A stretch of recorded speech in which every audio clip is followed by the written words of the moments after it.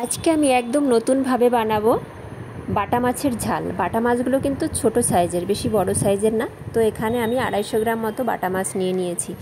আর কি বলবো, আজকে বাজার থেকে যখন মাছটা নিয়ে আসছি কাটতে বসেছে, আমি বলছি দাদা ভালো করে একটু ছাড়িয়ে দেবে। ওমা, সে ছাড়ানো বাড়ি এসে আমার মনে হয় বেসিনটাই নোংরা হয়ে গেছে গো।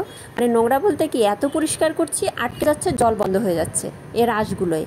মানে ওখান থেকে তোমার মাছ ছাড়িয়ে আনার মানে আমি কিছুই বুঝলাম না। তো যাই হোক, আমার এদিকে মাছ ভাজা হয়ে গেছে। ফোড়ন দিয়ে দিয়েছি কালো জিরে, তার মধ্যে একটুখানি পেঁয়াজ দিয়ে দিলাম।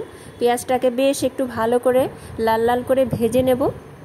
আজকে কিন্তু সম্পূর্ণ নতুনভাবে রান্না করছি। নিয়ে নিয়েছি একটুখানি জিরেটাকে আমি বেটে নেব। এটা কিন্তু আমার মায়ের হাতের রেসিপি। এর মধ্যে দিয়ে দিচ্ছি আমি টমেটো কুচি।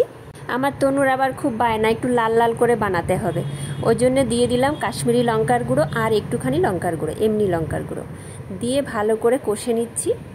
এর মধ্যে আমি লবণ দিয়ে দিলাম। হলুদটা কিন্তু আমি দেব না, হলুদটা আমি পরে দেব। আর জলটাও দিয়ে দিলাম। জলটা একটুখানি পরিমাণ মতো দেবে মাছ অনুসারে।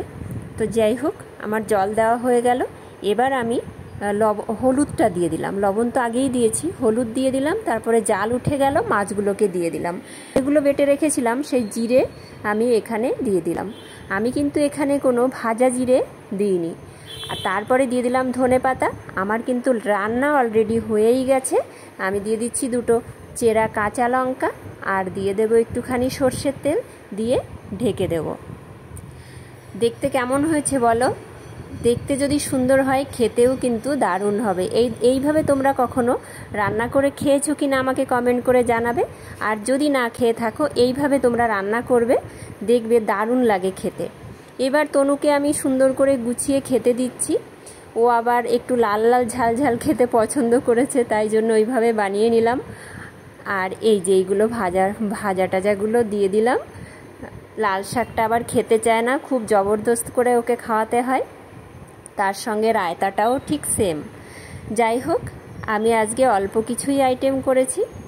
আর তোমরা জানো কি না আমি জানি না, তনু কিন্তু হাত দিয়ে খেতে একদম পছন্দ করে না।